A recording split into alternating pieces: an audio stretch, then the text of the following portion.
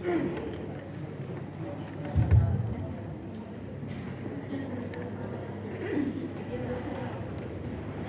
billahi minasyaitonir rajim. Bismillahirrahmanirrahim. Astaghfirullah, innallaha kana ghafurur rahim. Mari kita bersama-sama, tidak ada yang bicara kecuali bersama membaca istighfar dengan khusyuk. Astaghfirullah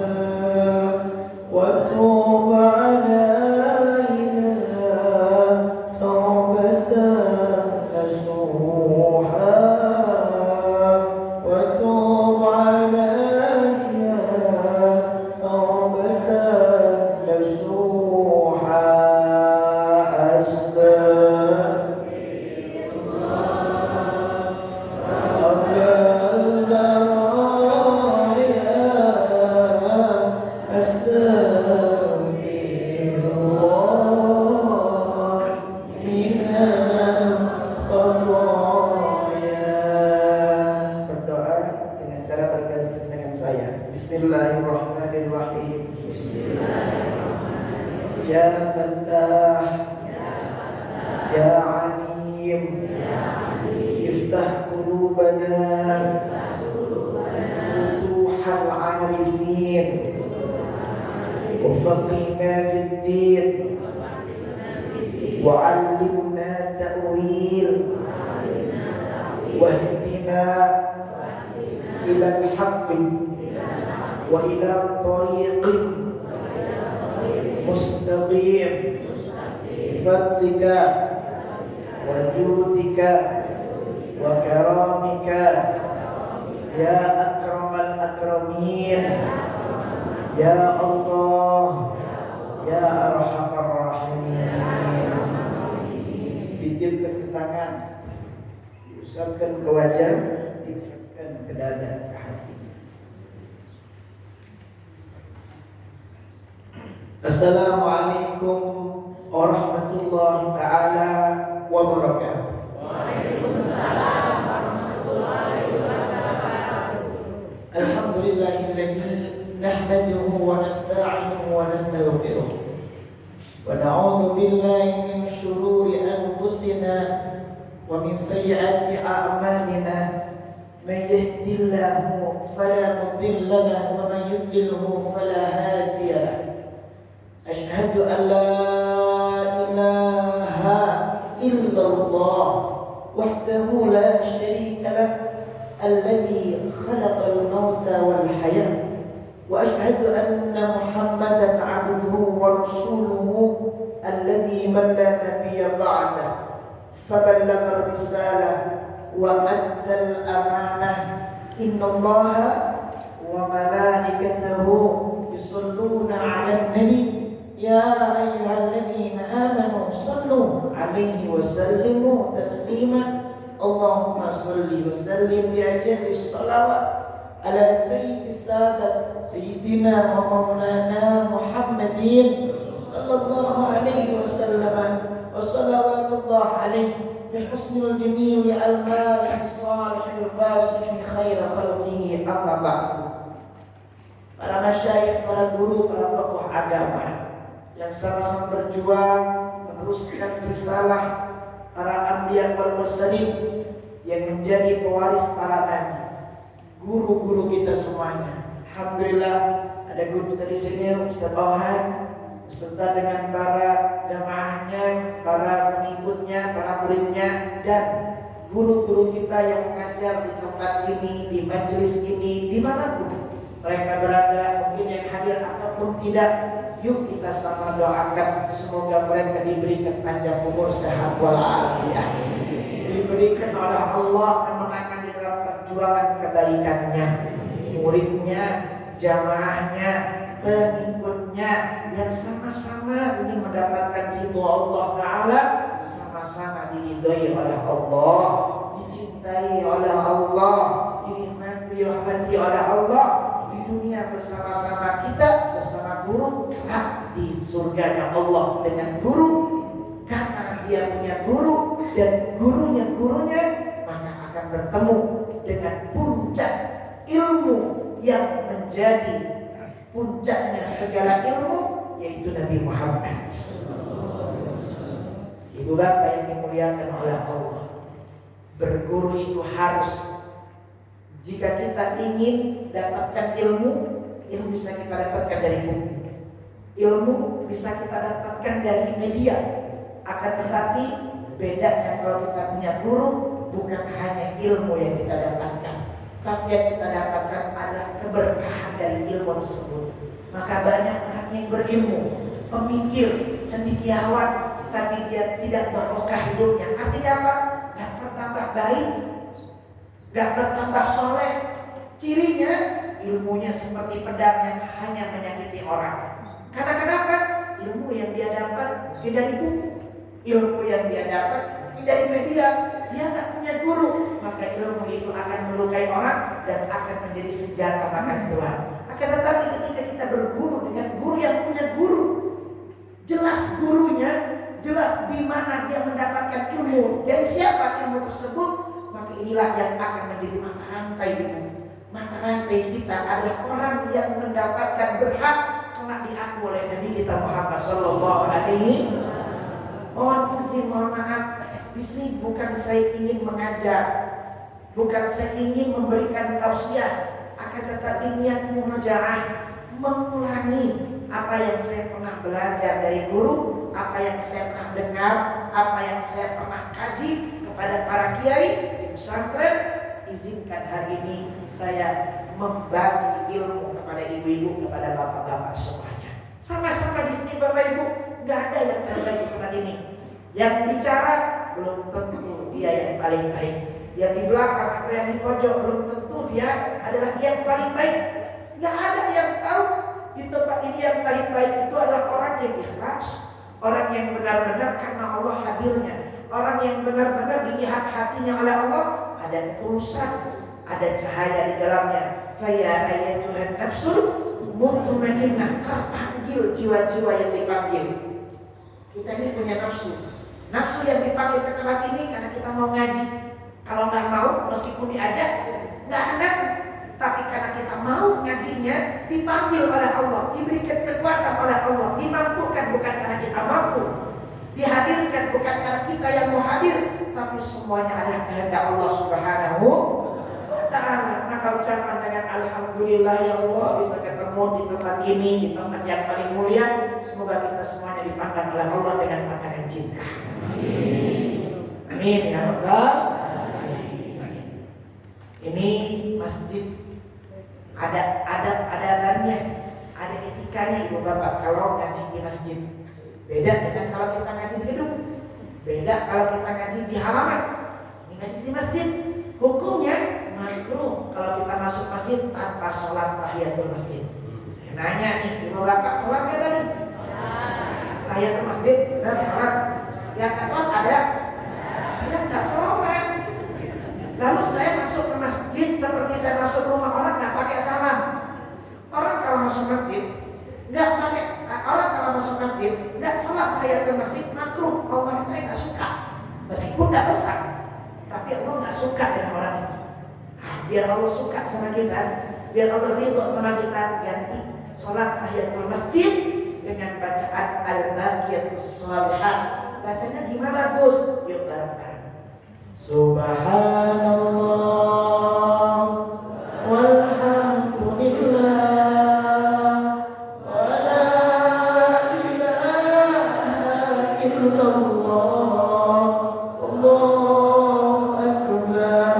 Subhanallah walhamdulillah wa la ilaha illallah Allahu akbar. Sekali lagi, subhanallah walhamdulillah wa la ilaha illallah wallahu akbar. Bapak-bapak kalau mau masuk masjid keburu jamaahnya udah dimulai, jangan langsung sholat kecuali sudah mengganti sholat tahiyatul masjid dan dengan bacaan al-baqiyatus sholihah. Terdiri al-baqiyatus sholihah itu dari tasbih, dari hamdalah, tahmid, puji. Kalau sudah kita baca al-baqiyatus sholihah, maka Allah itu ridho sama kita masuk rumahnya, senang sama kita masuk masjidnya. Dan ingat, di masjid ini nggak ada yang dimuliakan karena harta, nggak ada yang dimuliakan karena tahta. Sama presiden masuk masjid beda dengan masuk istana. Istana negara presiden pakai sepatu. Kalau ada presiden masuk sini pakai sepatu, gimana tuh? Marah nggak bapak-bapak? Presiden Pak, gubernur masuk kantor gubernur karpetnya lebih bagus daripada karpet ini. Dia pakai sepatu. Kalau masuk ke sini kira-kira kalau gubernur pakai sepatu marah nggak bapak-bapak? Kenapa marah? Ini bukan rumah dinas, ini bukan rumah pribadi, ini baitum min buyutillah, rumah di antara rumah-rumahnya Allah. Wahakada, dan semua yang hadir ke tempat ini diundang, dipilih dan terpilih oleh Allah Subhanahu. Bersyukurlah kepada Allah dengan ucapan alhamdulillah. Ya Allah, senang saya kumpul sama ibu-ibu yang warnanya apa ini? Pink salam. Memang ibu-ibu itu kompak Pak kalau ngaji di mana-mana. Beda dengan bapak-bapak. Warna-warni para gitu kan? Kurang kompak. Makanya saya paling senang ngaji sama ibu-ibu, dan ibu-ibu senang ngaji sama saya. Cuci mata lihat yang ganteng, Pak. Ya, kalau bapak kan lihat yang ganteng, karena merasa bapak juga ganteng. Tapi kalau ibu-ibu lihat yang ganteng, cuci mata dia. Alhamdulillah, Baitur Rahim sekarang mendatangkan tetangga sebelah. Ya, Gus Rafiq. Kenapa dipanggil Gus itu? Tadi dipanggil Ustaz aja. Kalau di Jawa Timur, di Jawa Tengah, kulo niki tiang Jawi, Pak. Nggih, kulo niki tiang Jawi. Meniki wonten tiang Jawi napa mboten? Mun saya tiang Jawi, nek biasane nek Jawa niku mboten dipanggil Ustaz, nek anak kiai niku diceluki Gus. Napa niku Gus niku nggih salah satu ciri anak kiai. Kiai ini duwe pondok utawa putune kiai. Ya ini duwe pondok. Nanti kamu buat sampean.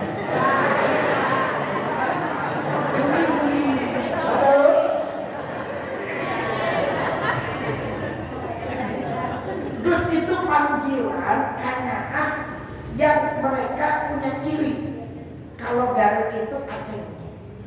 Ada disebut Aceh jadi tadi ya. Aceh, Aden. Nah di Jawa Timur kalau anaknya yai atau putunya yai, yaitu bukan yai udah tua, tapi yai di sini adalah pengasuh pondok pesantren, dia adalah tokoh agama di sana, maka anaknya dipanggil Gus, bocah bagus. Makanya Kiai Haji Abdurrahman Wahid dipanggilnya tetap Gus Dur, bukan bagus saya bukan. Tadi RW siapa itu tadi bapak yang di sini?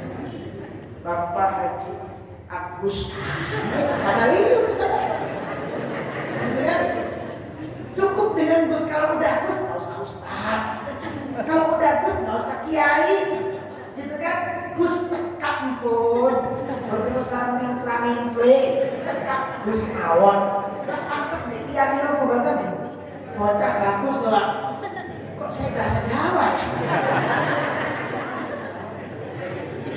Pantas sama orang yang udah Pak, bocah bagus, bocahnya ganteng. Bener gak Bu? Bu bener gak nih? Bener gak nih?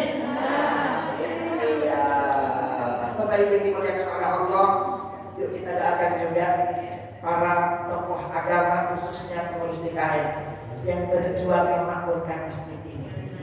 DKM itu bukan tugasnya bangun masjid, tapi memakmurkan masjid. Salah satu ciri tanda dekatnya hari kiamat, hancurnya zaman ini, ketika masjid itu dijadikan tempat wisata, dijadikan tempat selfie. Nah, Masjid Baitur Rahim dijadikan tempat ngaji. Alhamdulillah. Sukses DKM kalau ada pengajian di sini. Udah, ngajinya di sini, majelisnya di sini, zikirnya di sini. Nah, ini adalah makmur masjidnya. Tapi kalau masjid cuma bagus, megah, mewah, buat apa kalau tidak makmur? Bahkan ada tuh di Jogja, masjid yang makmur saldonya 0% Pak. Gara-gara apa? Menjamu jamaah. Kalau di sini saldonya berapa nih? 0% Pak.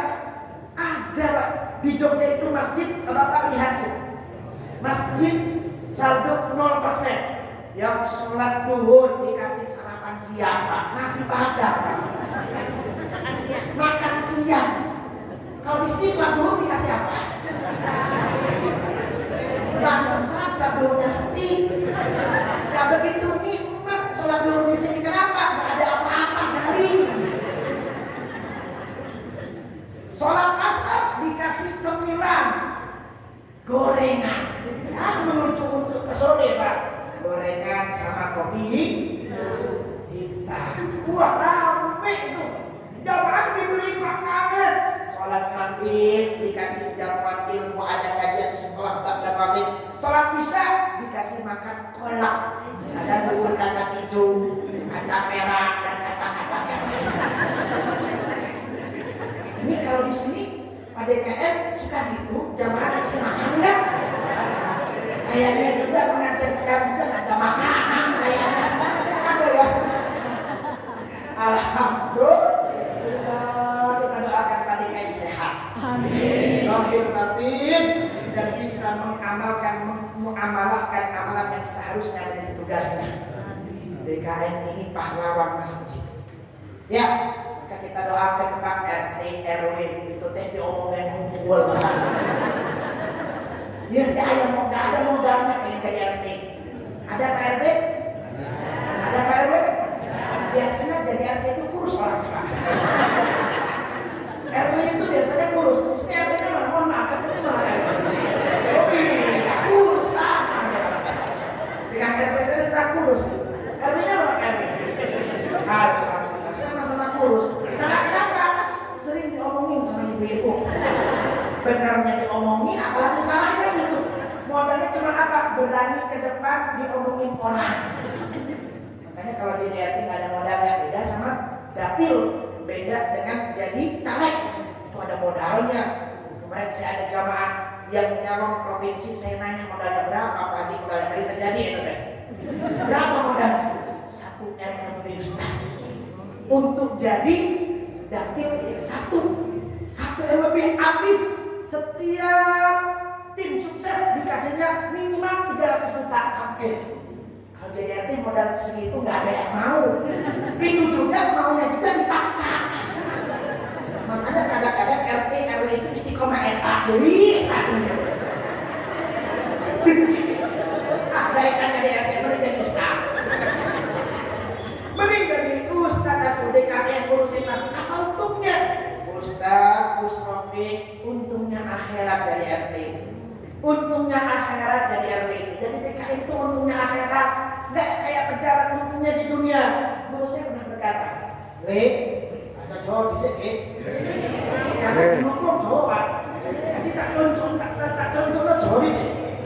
Jadi, Le, nek kon ngaji, le awak ngaji dikei amplop terus dibuang iku iso dadi ganjarane ka ono. Ngerti napa mboten?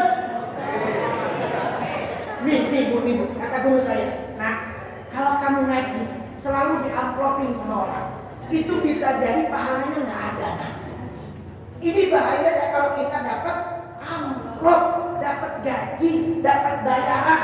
Maka kata Mbah Mun, Zubair, seorang wali min auliyaillah yang dimakamkan di Baqi, Ustadz Adi Hidayat pernah menjelaskan bahwa ada bau wangi di Baqi.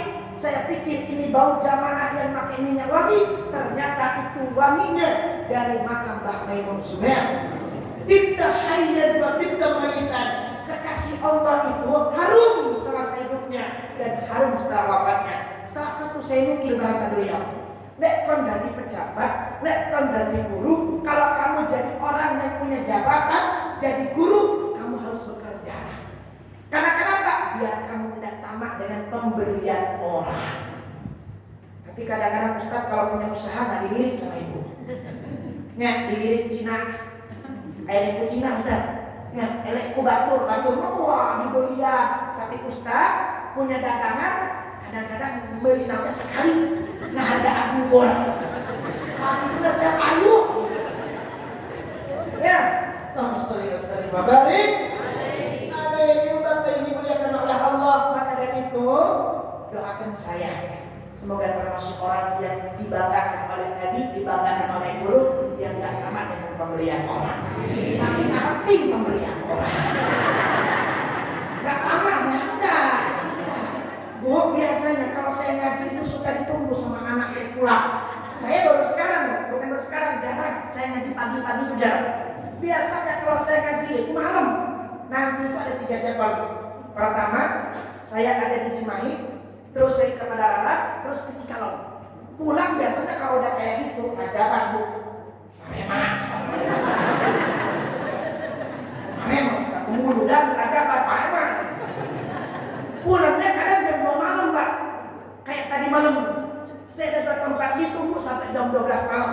Daerah Batu Jajar. Saya bilang, zamannya masih ada enggak? Ibu Sofi ditunggu meskipun jam 12 malam ditunggu. Padahal hujan, gerimis. Itu hujan, zamannya udah kedinginan, kasihan.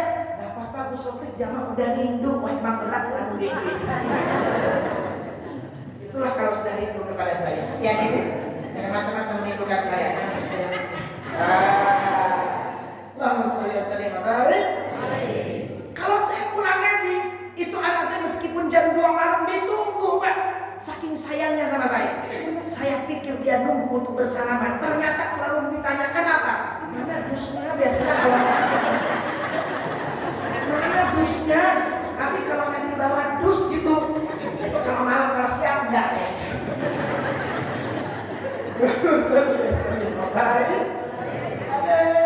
Ibu bapak yang dimuliakan oleh Allah, semoga hari ini kita mendapatkan ilmu yang bermanfaat.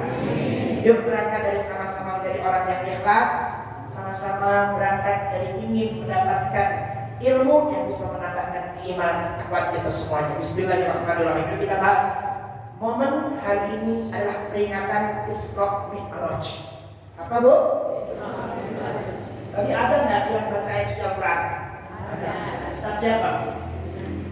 Wah, Masya Allah. Ustaz, suaranya saya tadi pengen dengar aslinya. Karena kenapa? Rugi banget. Kalau ketika dibacakan Quran kita kok nggak dengerin, kita kok nggak kebagian, rugi. Karena kenapa? Nah, Allah berfirman, "Fa'idza qara'tal Quran, fastami'u lahu wa ansitu la'allakum turhamun." Maka apabila dibacakan Quran, diam. Tadi ketika Ustaz baca Quran, rame nggak? Diam ya. Wa ansitu, diam dan dengarkan. Dan demikian itu akan mendapatkan rahmat dari Allah Ta'ala. Makanya saya lihat, karena ini majlis sudah dibacakan Quran, saya lihat wajah bapak dan ibu sudah menjadi ciri ahli surga. Amin. Tinggal didoakan saja. Yuk, angkat tangannya sekarang. Pengen masuk surga kan? Pengen masuk surga kan? Saya usul, ini masjid diijabah doanya. Saya usul, aminkan doa saya. Ya Allah, jadikan kami semua di sini, khusus bapak-bapak, ibu-ibu di sini ahli surga semua. Amin. Ya Allah, jangan panjangkan umur bapak-bapak, ibu-ibu yang ada di sini. Cepatkan proses kematiannya ya Allah. Nah, sering Bu. Bu, kenapa tidak amin? Masuk surga mau tidak? Saya tidak akan cepat mati biar cepat masuk surga. Ya, aneh ini orang.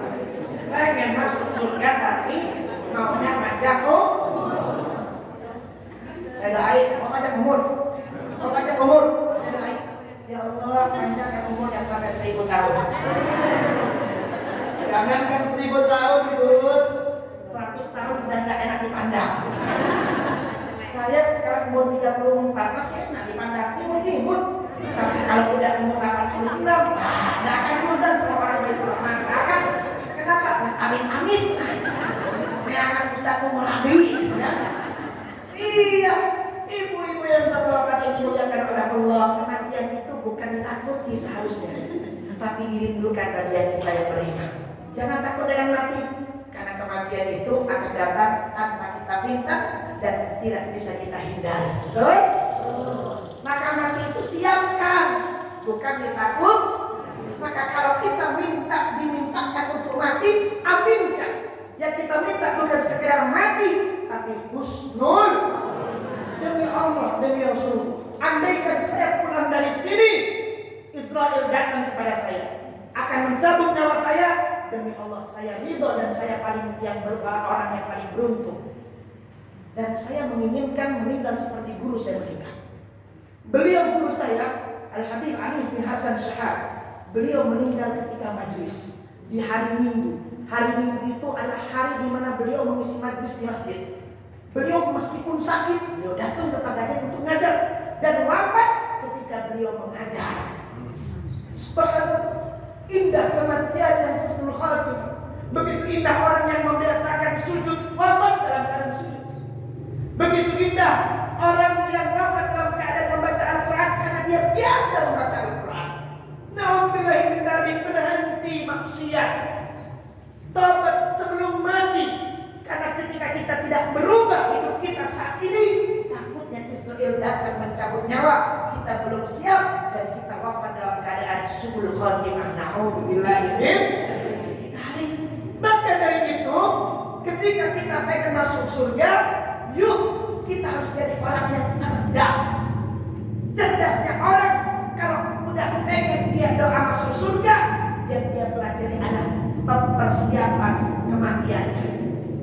Nabi bersabda begini, orang yang cerdas itu bukan orang yang pintar hitung-hitungan, bukan orang yang tembus ke bulan, tapi orang yang cerdas adalah dia orang yang bisa menembus kematiannya. Artinya apa? Mempersiapkan kematian. Contohnya kayak gini sekarang, Bu, Pak, kita duduk di sini apa sih hasilnya? Pahala. Pahala dulu di pengajian itu, andaikan orang melihat, andaikan pahala itu tergambar seperti uang, andaikan pahala itu tergambar seperti duit, dia yang tidak bisa jalan akan besok ke tempat ini. Bahkan andaikan dia punya rumah yang jauh, sekalipun jauh dari ujung sana timur, dia akan datang ke ujung barat. Andaikan pahala itu terlihat seperti bentuk uang. Nabi bersabda, "Man jalasa fi majlisil ilm la tamassu qalaman wa la taktubu harfan khairan min itqi alfi raqabah." Orang yang duduk di majelis ilmu enggak pegang pulpen. Bapak kan enggak pegang pulpen. Wa la taktubu harfan, yang nulis apa-apa. Ibu ada yang nulis, ada yang enggak. Ibu yang ngahulang dari tadi itu teh pahalanya khairun min itqi alfi raqabah. Lebih gede, lebih bagus daripada memerdekakan 1000 budak. Apa itu budak, Gus? Budak itu bukan kata orang Sunda barudak, bukan. Budak itu manusia yang diperjualbelikan. Zaman jahiliyah ada manusia yang tidak punya kehormatan. Dia bisa dibeli dan dia bisa dijual. Kalau seandainya andaikan saya hidup di zaman jahiliyah, harga budak seperti saya ini bisa sampai 1 miliar. Kenapa begitu? Masih bisa dipekerjakan, punya kekuatan dan indah dipandang. Kalau seperti Pak RT, ini kalau zaman jahiliyah, hidupnya di zaman dulu masih lakulah 10 tahun. Gitu kan? Nah, tapi kalau sudah umurnya 70 tahun, udah gak laku meskipun dipajak. Ibu-ibu juga gak hidup di zaman jahiliyah. Kalau ibu hidup di zaman jahiliyah, tidak dinafkahi, dihamili tanpa tanggung jawab seorang majikan, dikerjakan tanpa dia memperhitungkan tanggung jawab sebagai majikan untuk ibu-ibu. Hidup di zaman sekarang mulia dan dimuliakan melebihi kemuliaan siapapun di alam dunia ini. Ibumu, baru ayahmu. Ajaran siapa itu? Ajaran Nabi Muhammad yang mengangkat derajat seorang wanita. Maka di sini saya mulai. Dari mana sejarah Nabi Muhammad di Isra dan di Mi'rajkan? Apa?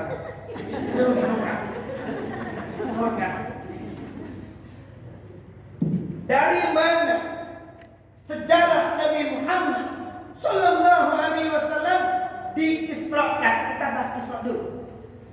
Dari mana sejarahnya?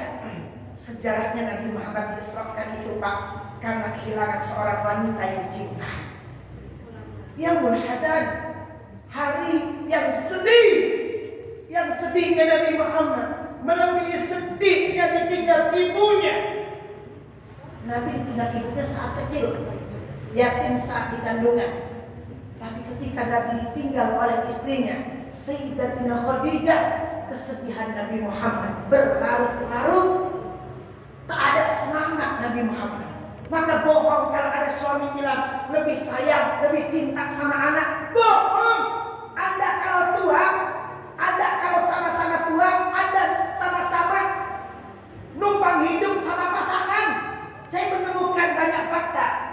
Suami kalau udah tua, dia saling menjaga dengan istri. Kakek-kakek nenek itu kenapa dia mesra? Karena kenapa? Bukan kemesraan seperti kita semasa muda, tapi sama-sama numpang hidup. Bukan pegangan hidup. Numpang hidup, numpangkan hidup, ngiringan hidup, saling menjaga. Era perasaan, bahkan gak betah kalau kita diurus sama anak. Gak ada ceritanya Pak orang tua betah di rumah anak, gak ada. Ngerasa numpang kalau orang tua diam di rumah anak. Ya, bahkan berapa banyak orang tua yang diam di rumah anaknya, bil ibarat seperti pembantu anaknya sendiri. Dia punya anak yang jagain neneknya dari tidur, bangun tidur sampai tidur lagi. Ingat Bu, saya sering katakan ini. Meskipun ibu ridho, meskipun ibu ikhlas, jagain anaknya anak. Artinya saya ikhlas Pak Ustaz. Saya ridho Gus. Saya ridho melakukan ini semuanya. Dan anak saya kerja. Betul. Meskipun Anda ikhlas, Anda ridho sebagai seorang ibu, sebagai seorang nenek. Tapi demi Allah, Allah tidak ridho kalau Anda bekerja di rumah anak Anda sendiri. Kalau anak Anda kerja, bayar pembantu untuk nyuci, untuk beres-beresnya. Tidak semua dikerjakan oleh emak sendiri, oleh ibu sendiri. Karena kenapa? Jadikan orang tuamu kalau ada di rumahmu seperti ratu. Jadikan ayahmu kalau dia berada di rumahmu seperti raja. Tapi sebaliknya, mumpung ayah ini, mumpung ayah aki, gitu kan? Senin, Selasa, Rabu, Kamis dititipkan ke aki. Leres ayah begitu? Tak barokah. Teu barokah hasil anak teh lamun ngagawekeun indung bapak. Cari babysitter kalau kamu memang mau menemani anakmu dengan ibumu. Memang cocoknya begitu, nenek-nenek itu kumpul sama anak-anak, Pak. Sarwakan sorangan gitu. Sifat nenek-nenek, sifat kakek-kakek itu sama dengan sifat anak kecil. Apa sifatnya? Sorangan. والذي خلقكم من ضعف ثم جعل من بعد ضعف قوة. Allah.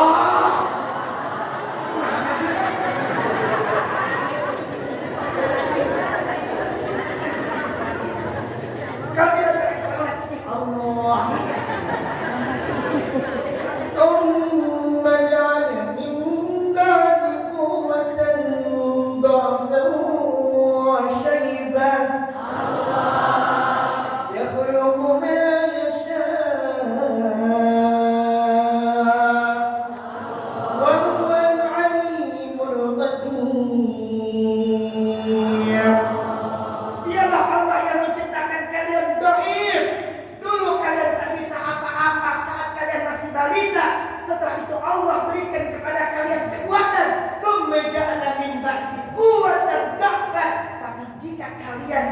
sia-sia.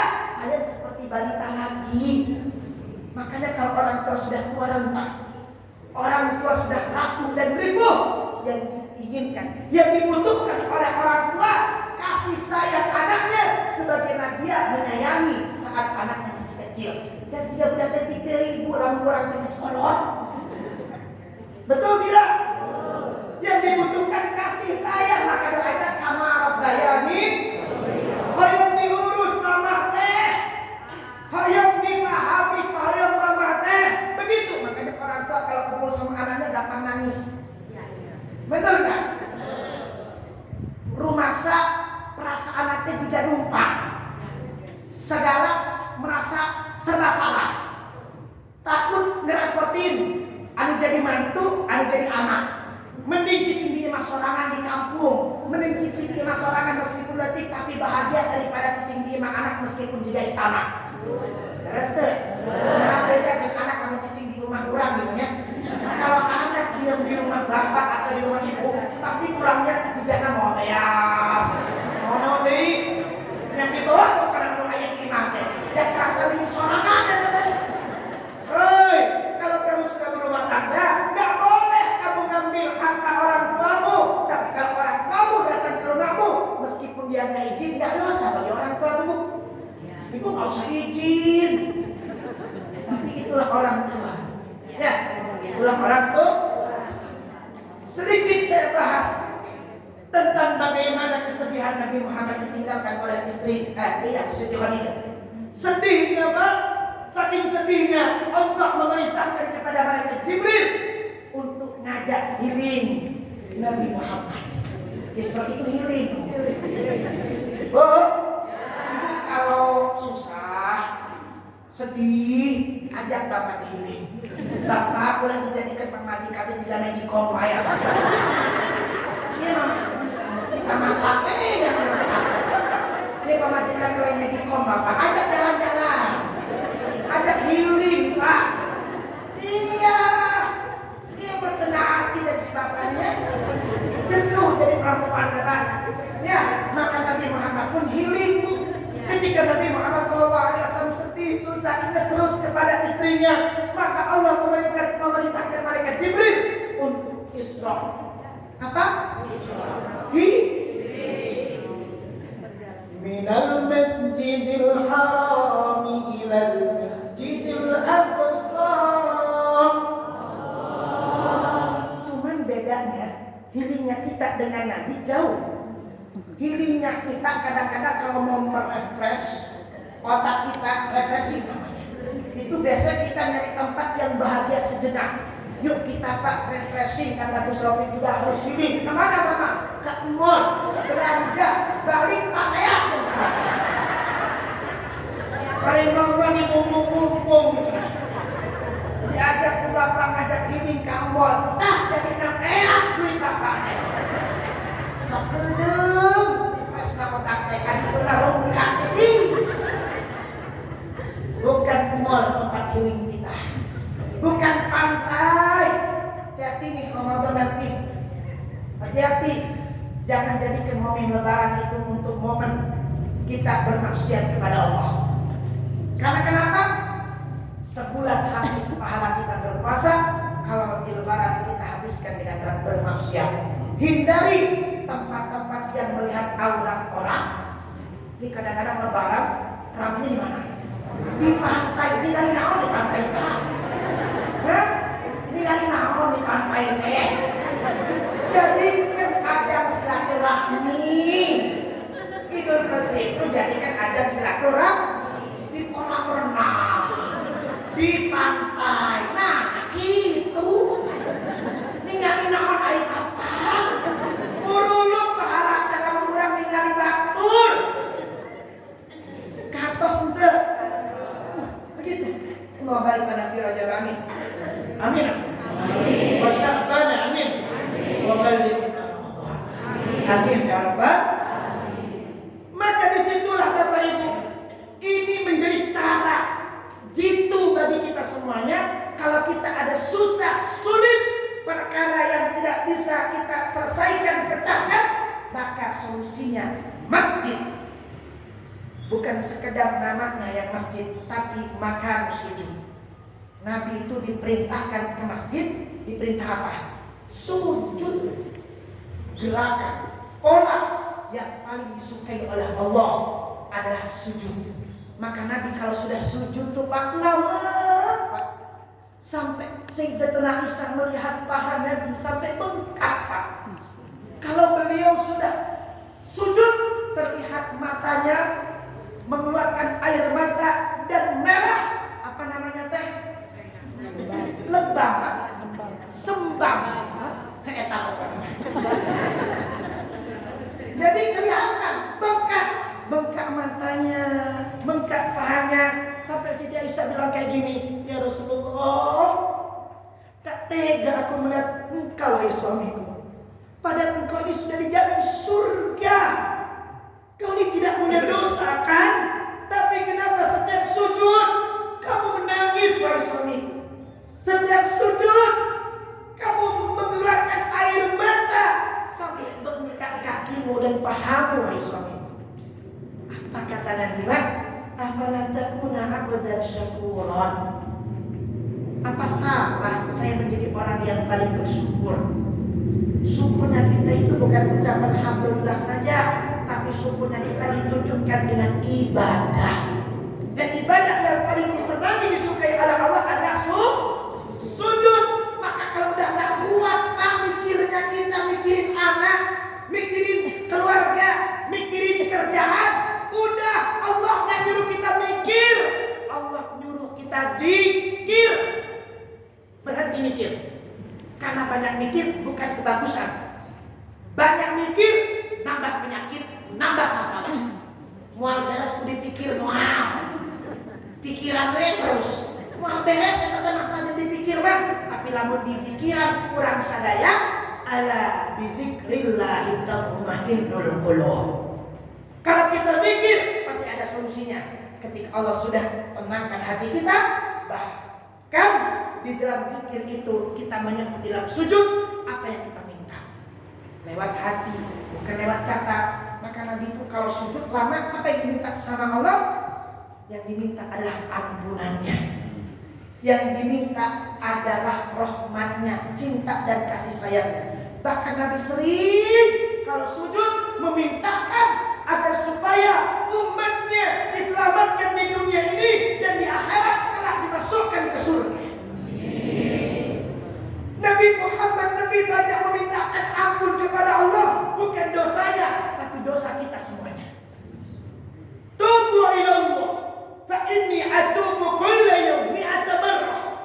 Nabi bersabda, bertobatlah kalian kepada Allah, karena aku bertobat kepada Allah itu 100 kali dalam sehari. Apa tobatnya Nabi? Bukankah Nabi itu tak punya dosa? Nabi bertobat bukan untuk dirinya, tapi Nabi bertobat untuk kita di zaman akhir. Yang jelas zaman akhir adalah zaman paling buruk, zaman yang tidak ada lagi zaman setelah ini. Apa yang kita tidak dengar di zaman ini? Dosa yang tidak kita lakukan menjadi dosa kita. Dosa kiriman dari orang, dosa yang datang dari arah timur dan barat menjadi dosa kita. Karena kenapa? Karena kita diam, membiarkan perbuatan dosa itu merajalela tanpa kita merasa berdosa. Ibu bapak yang dimuliakan oleh Allah, mata kita melihat, telinga kita mendengar, tapi tidak ada giroh, tidak ada jiwa bagi kita amar ma'ruf nahi munkar. Lampang we, kita mah batur, urang we atuh. Tidak bisa itu. Adanya umat Nabi Muhammad, Allah katakan, kuntum khayra ummatin ukhrijat linnas ta'muruna bil ma'ruf wa tanhauna 'anil munkar. Allah berfirman, yang Allah katakan apa? Kalian ini umat terbaik. Kalian ini umat terbaik yang harusnya kalian amar ma'ruf nahi munkar. Ustaz, saya bukan kiai, saya bukan ustaz. Bagaimana saya bisa ceramah? Ta'muruna bil ma'ruf, amar ma'ruf nahi munkar itu bukan hanya dengan lisan, bisa dengan kekuasaan, bisa dengan harta, bisa dengan pemikiran. Yuk, apa apa sumbang kita kepada agama ini? Apa sumbang kita kepada masjid ini? Enggak harus ceramah. Yang bisa ceramah, sumbangkan ilmunya. Yang punya harta, sumbangkan hartanya. Yang punya pemikiran, sumbangkan pemikirannya. Yang punya kekuasaan, sumbangkan kekuasaannya. Di tempat ini ada tempat wadah kita amar ma'ruf nahi.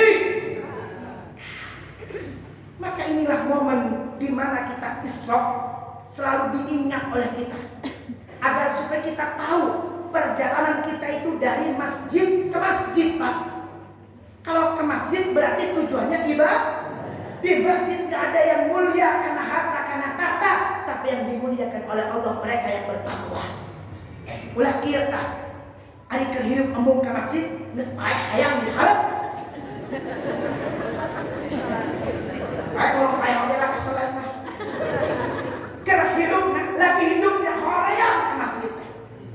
Gitu kan? Sudah meninggal dunia, hayat di depan deh.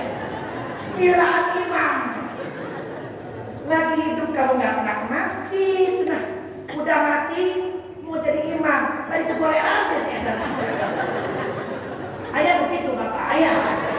Kemana?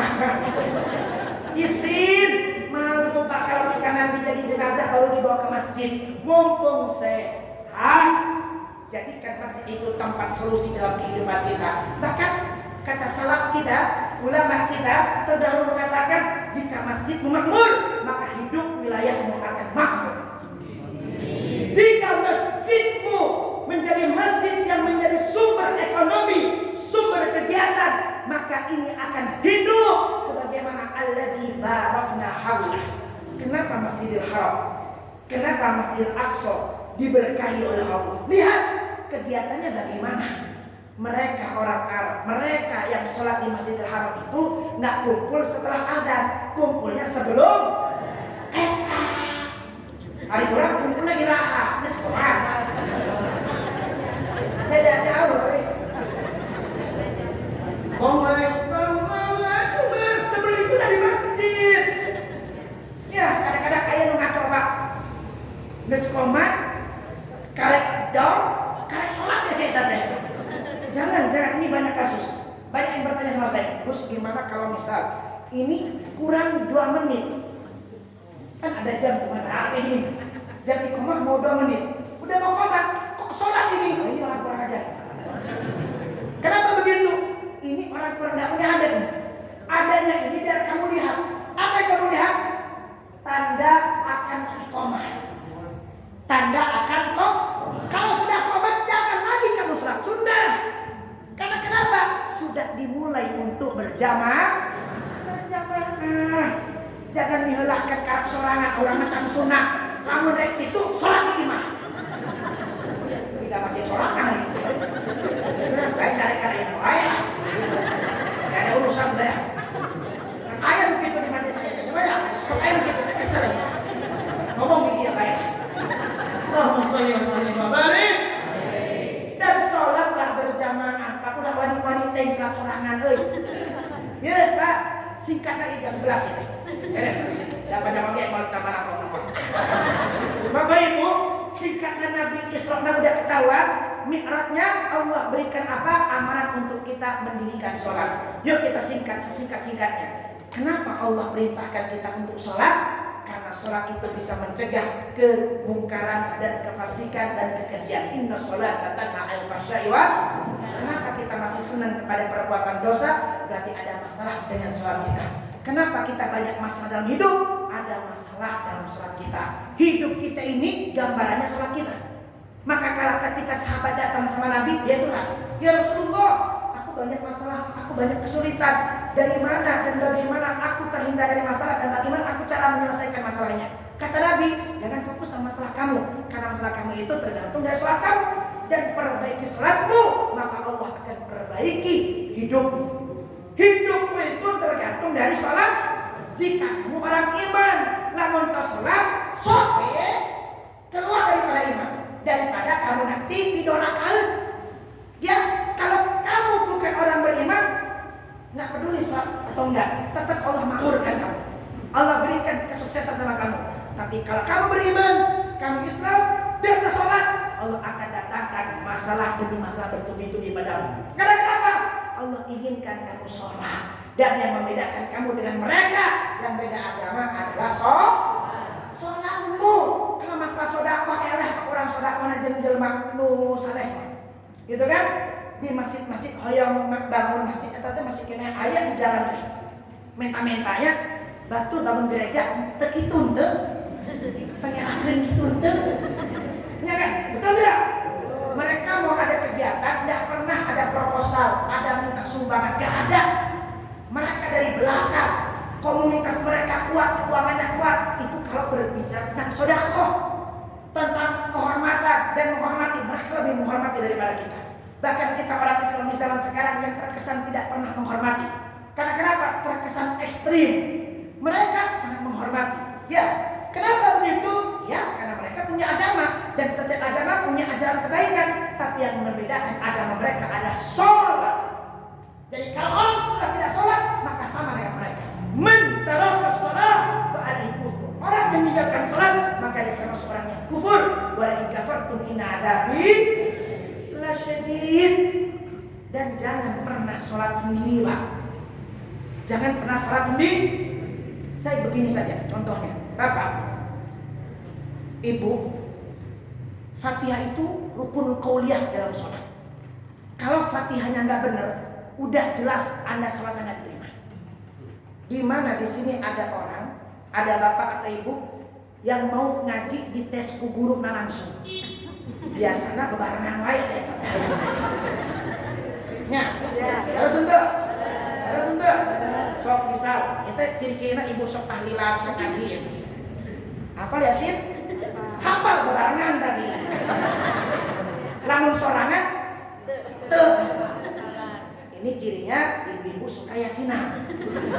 Hafal Ar-Rahman, hafal kalau barengan. Sorangan kan tuh, kurang tes ya. Kalau bapak-bapak mah itu teh percaya sih. Dan pakai seragam teh. Ini ibu-ibu tukang ngaji katalar Quran teh. Khususnya Yasin dan Ar-Rahman. Tukang ngaji mah katalar Pak. Katalar teh bukan karena niat nalar. Katalarku sering berjamaah. Nah, Bedatnya Yasin innaka laminal mursalin tuhnya bentukan ngaji mah apa deh Ar-Rahman ya ya Ar-Rahman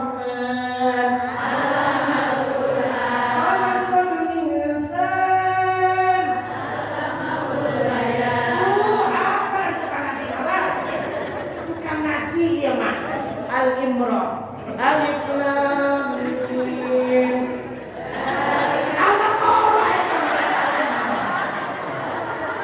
dikira teh alif lam dari kalau kabeh itu dia sorangan Quran sokah itu dia teh Al-Imran kaciri ibu mah ngaji nate ngukur ke aya pengajian.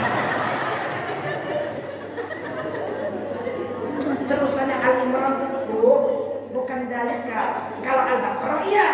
Kalau Al-Imran Allahu la ilaha illa huwal hayyul qayyum. Teruskan Pak. Ayat kursi itu Pak. Sampai setan dari sebuah. Kaciri bapak-bapak musim setan mungkul. Jadi apa ayat kursi? Ayat kedua bapak kaciri ayatnya. Ciri ngaji dengan ukur pengajian. Allah pengajian ngaji. Kan ngomong bapak, ngomong ibu, saya oke gitu Bu. Sami dan Ustaz membaca Quran tadi ya. Tadi Ustaz baca Quran Ustaz. Tadi Ustaz baca Quran di dia, ngajurit. Alhamdulillah. Bismillah.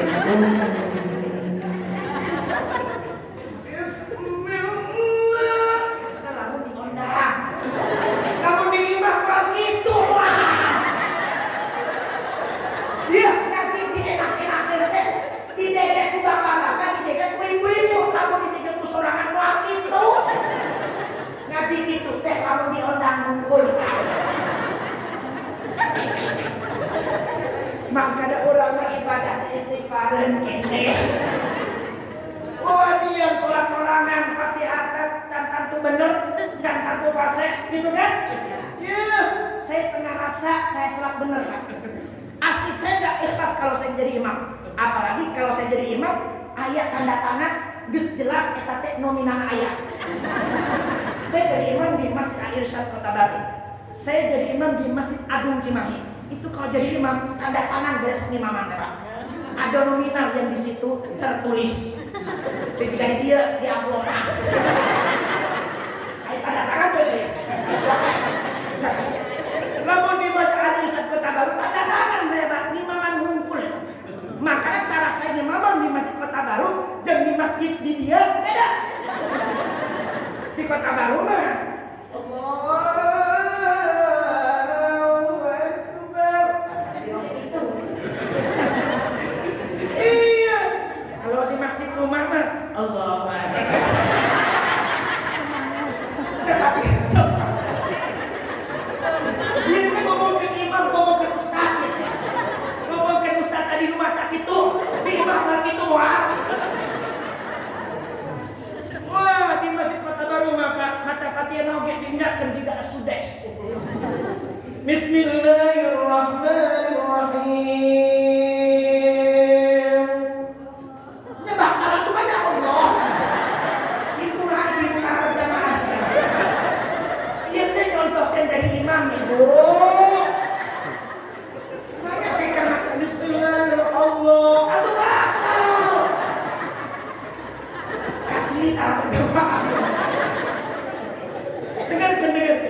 Ini saya contohkan jadi imam. Alhamdulillah Rabbil Alamin.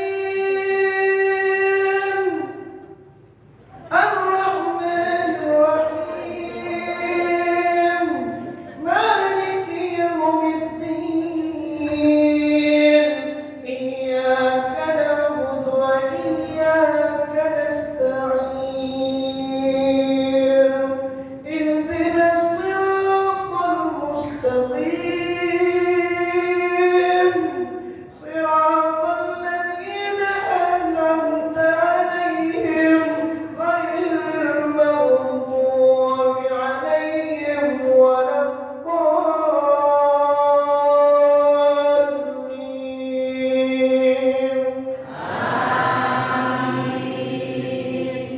Surat naoge tesami jeung surat anu dibaca imam di dieu. Kudu beda. Aneh-aneh teh. Bismillahirrahmanirrahim. Fa idza qadaytumus salata fadhkurullaha qiyaman wa qu'udan wa 'ala junubikum. Fa idza qumtum faqimus salat. Innas salata kanat 'alal mu'minina kitaban mawquta. Allahu Akbar. Rukun itu. Rukun yang Allahu Akbar.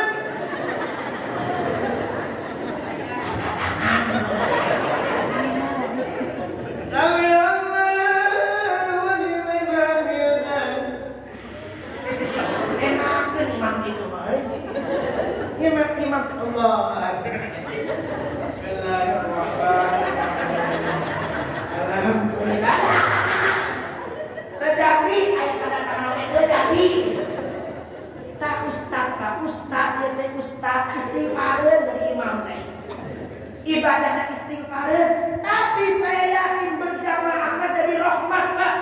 Terbalik si ustaz di imaman kitu teh ikhlas teh. Hoyong diamplopan teh naon? Aya jamaah ku ikhlas Pak. Demi terbalik jamaah nak bacana gak ada yang bener. Imam nak baca bener, jamaah nak baca teh bener, imam ditampi jadi ditampi nasadaya jamaah. Imam teh bener, aya hiji jamaah nu bener, jadi sebab ditampi na eta berjamaah. Allah nu bener, Allah nu balik eta teh. Di jamaah teh Allah turunkan rahmat di angkat 27 derajat pasti ditampi ibadahna Allah. Allah Subhanahu itu hebatnya berjamaah. dimaafkan Pak kekurangan dan kesalahan kita, kekhilafan kita, kelalaian kita kalau kita berjamaah. Tapi sorangan mah berhawanya. Kenapa? Allah maha teliti dengan apa yang kamu lakukan di dalam urusan ibadah. Ngademu oke kurang kesorangan ya punya. Sok Bapak Istana Negara turunkan BBM sorangan. Oke, kalau sudah makanya yang bareng-bareng di majelis ini kita berdoa dengan berjamaah. Angkat tangannya Ibu, angkat tangannya Bapak. Bismillahirrahmanirrahim. Alhamdulillahirabbil alamin. Hamdan syakirin hamdan na'imin. Hamdan ni'amahu wa yukafi'u mazidah. Allahumma rabbana ya rabbana lakal hamdu kama yanbaghi li wajhikal karim wa 'azimi sultanik. Allahumma shalli wa sallim wa barik ala sayyidina Muhammadin wa ala alihi wa sahbihi ajma'in. Allahumma inna nas'aluka salamatan fid din. Ya Allah, selamatkan kami punya agama, selamatkan kami punya iman. Jangan kau matikan kami dalam keadaan kami kufur dan dalam keadaan kami bermaksiat, dalam keadaan kami lepas daripada iman. Ya muqallibal qulub, tsabbit qalbi ala dinik. Wa afiyatan fil jasad, sehatkan jasad kami ya Allah. Wa barakatan fil rizqi, berkahkan rezeki kami ya Allah. Wa ziyadatan fil ilm, tambahkan ilmu kami ya Allah. Di dalam hikmah Isra dan Mi'raj hari ini kami berkumpul. Semangatkan kami di dalam berjamaah, semangatkan kami dalam menunaikan salat. Ya Allah ya Rabb, berikan kepada kami kekhusyuan agar supaya kami menjadi orang yang paling beruntung di antara orang-orang yang beriman. Wa taubatan qablal maut, terima taubat kami sebelum kami mati ya Allah. Kami takut ketika kami nanti mati, kami punya dosa. Dosa kami kepada orang tua kami banyak. Dosa kami kepada pasangan kami, suami kepada istri punya dosa. Istri pada suami punya dosa. Orang tua sama anak punya dosa. Dosa kami sudah banyak, tak terhitung dan tak terkira. Kami punya dosa ya Allah. Di hari ini kami memohon kepadamu, ya Allah, tub alaina taubatan qablal maut. Terima taubat kami sebelum kami mati. Wa maghfiratan ba'dal maut. Jika nanti kami sudah mati, ampunilah dosa-dosa kami ya Allah. Kami takut ketika kami mati, kami hina dengan dosa. Kami disiksa di kubur karena dosa. Jeritan kami tidak akan didengar oleh anak-anak kami kalau kami sudah masuk kubur. Keluhan kami sudah tidak akan didengar oleh anak-anak kami kalau kami sudah masuk kubur. Kami sendiri ya Allah di dalam kubur kami. Kami takut ini hari terakhir. Kami takut ini minggu terakhir. Kami takut ini adalah bulan terakhir. Bahkan kami takut ini adalah tahun terakhir. Kami tidak menjumpai bulan Rajab kembali di kehidupan yang akan datang. Maka berkahkan bulan Rajab ini untuk kami. Berkahkan kami di bulan Sya'ban. Sampaikan dan panjangkan umur kami sampai ke bulan Ramadan. Berikan kesempatan kami untuk beribadah di dalam bulan-bulan tersebut. Ya Allah, warahmatan indal maut. Kasihani kami ya Rabb, cintai kami ya Rabb, sayangi kami ya Rabb ketika kematian itu datang kepada kami. Allahumma hawin alaina fi sakaratil maut. Ringankan rasa sakit sakaratul maut. Ringankan rasa sakitnya ketika Israel mencabut nyawa kami. Ibu bapak, tidak ada rasa sakit yang lebih sakit daripada dicabut nyawa kita saat kita nanti datang oleh Israel. Rasa sakit dicabut nyawa itu lebih sakit daripada dikupasnya kulit. Rasa sakit dicabut nyawa itu lebih sakit daripada diambil kuku kita satu persatu. Rasa sakitnya lebih sakit daripada ditusuk dengan 1000 pedang yang berduri. Allahumma min alina fi sakaratil maut.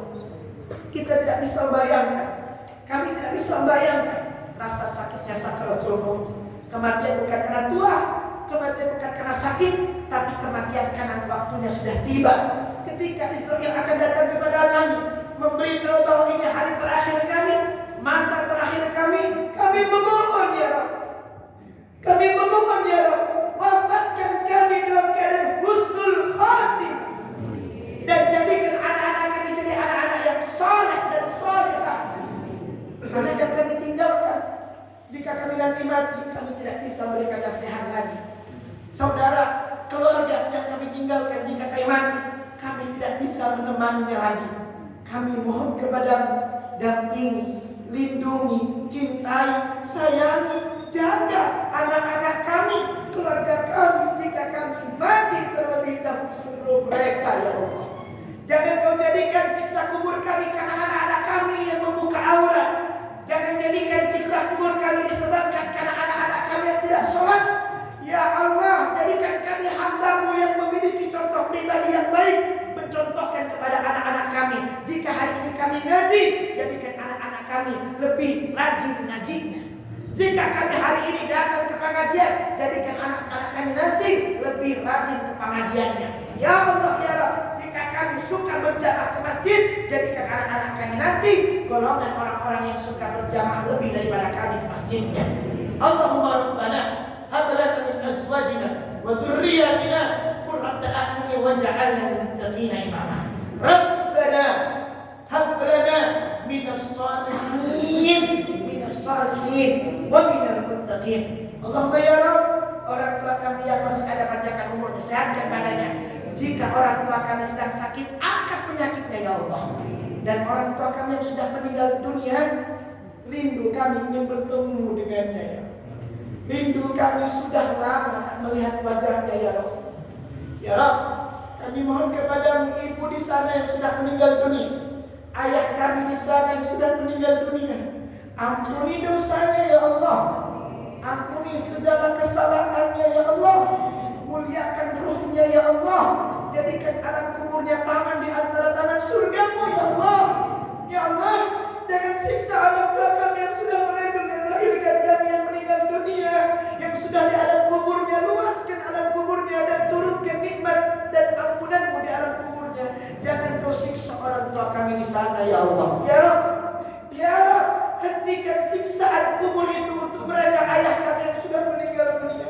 Kami adalah anaknya. Hari ini kami memohon atas nama orang tua kami yang sudah meninggal dunia. Silakan ibu bapak sebut nama orang tua kita. 1, ayah. 2, ibu kita. Apalagi yang sudah meninggal dunia, sebutkan namanya. Wasilah kita berdoa di pagi menjelang siang ini.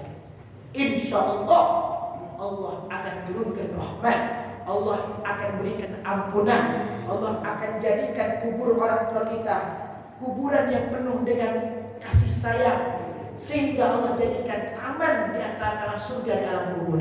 Ila khususun ila ruhi.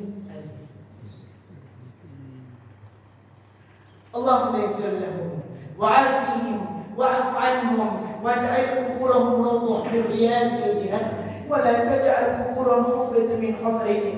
اللهم اجعلنا ya Allah wa auladana ya Allah. Ibu bapak doakan satu persatu anak-anak kita. Doa ibu kayak doa anbiya di umatnya. Doa ibu untuk anaknya seperti doa para nabi.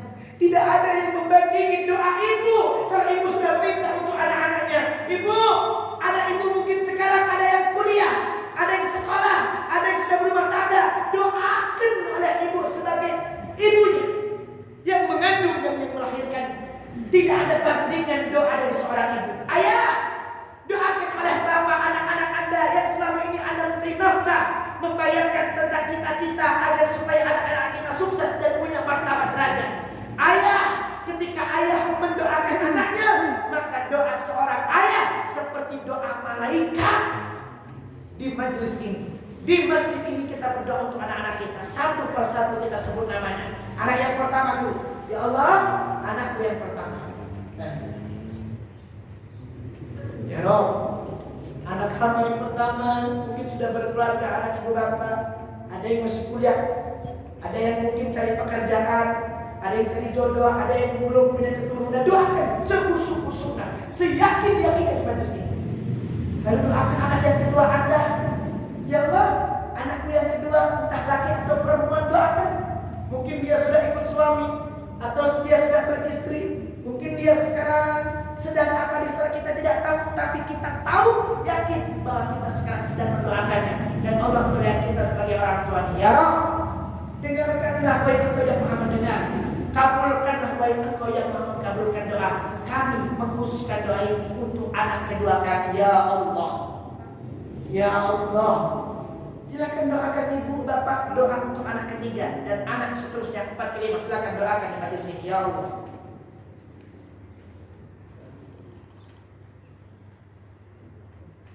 Ibu bapak yang dimuliakan oleh Allah, doakan suami, suami doakan istri. Doakan pasangan Anda. Berterima kasihlah kepada Allah. Dianugerahkan suami, dianugerahkan istri. Mereka adalah pasangan sejati yang tanpa lelah seorang suami mencari nafkah untuk istrinya. Capek bu jadi bapak, capek jadi suami, tidak pernah memikirkan kehidupannya sendiri. Dia ketika bekerja dibayarkannya, bahagia Anda sebagai istri, bahagiakan anak-anak Anda. Mereka tidak pernah mengeluh. Doakan suami Anda, doakan ayah Anda di sana. Bapak, doakan istri Anda, dia ada di sini, atau ada di sana. Istri Anda yang membantu Anda. Istri Anda yang rela bekerja tanpa henti, dia tak pernah perhitungan. Dia seakan seperti pembantu di rumahnya sendiri. Dia seperti seorang babysitter jaga anak-anak kita. Nggak 1 anak, 2, 3, 4, 5 anak dijaga oleh istri kita. Dia nyuci baju untuk kita. Doakan di majelis ini untuk istri kita, ya Allah. Istri hamba, ya Rabb. Ya Rabb. Ya Rabb. Ya Rabb. Doakan adiknya, adik doakan kakaknya. Yuk, doakan kakak-kakak kita, doakan adik-adik kita, saudara kita, kerabat kita. Ya Allah, kami punya saudara di kampung, kami punya saudara di sana, kami punya kakak, kami punya adik. Ya Allah, sehatkan, panjangkan umurnya. Ya Allah, mudahkan urusannya. Ya Allah, bahagiakan rumah tangganya. Ya Allah, keluarga kami jadikan keluarga yang sakinah mawaddah warahmah, keluarga yang penuh dengan kebahagiaan. Kumpulkan kami kembali menjadi orang tua, menjadi anak, menjadi keluarga, menjadi tetangga, menjadi saudara, menjadi sahabat, sampai di akhirat kumpul di surga kembali dengan orang-orang tercinta dan tersayang. Ya Allah, wa krimil arwah minna bidigari khair anam.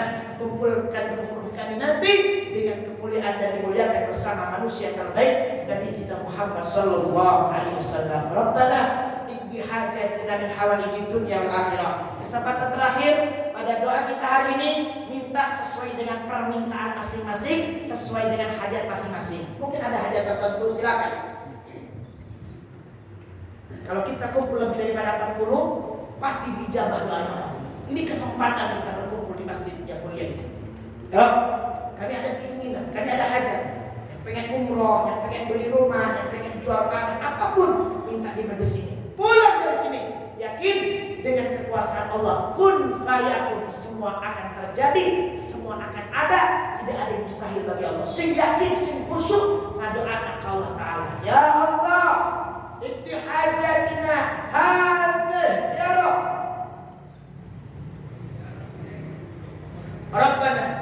Rabbana ya Allah, atina fid dunya hasanah wa fil akhirati hasanah wa qina adzaban nar. Wa sallallahu alaihi sayyidina Muhammadin wa ala alihi wasallam wa akhiru da'wana alhamdulillahi rabbil alamin. Al-Fatihah. A'udzu billahi minasyaitonir rajim.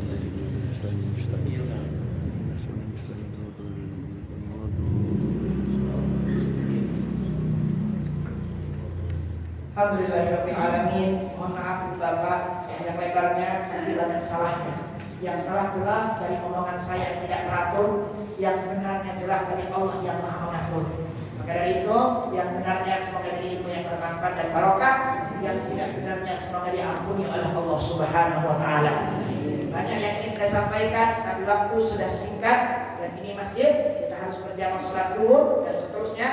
Semoga kita bertemu di pertemuan yang akan datang. Silakan silaturahmi ibu-ibu ke tempat saya. Saya punya pengajian setiap malam Selasa. Hadir, ya. Ulang, ambil kajian tapi ikut tekan.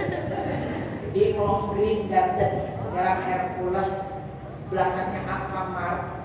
Pokoknya ada gedung hijau, itu tempat saya. Namanya Yayasan Pendidikan Ilmu Al-Quran. Setiap malam Selasa ada kajian bedah Quran. Ada kajian bedah pun. Barakallahu fikum, wabillahi taufiq wal hidayah, walillahil hidayah. Angkat tangannya. Assalamualaikum warahmatullahi wabarakatuh.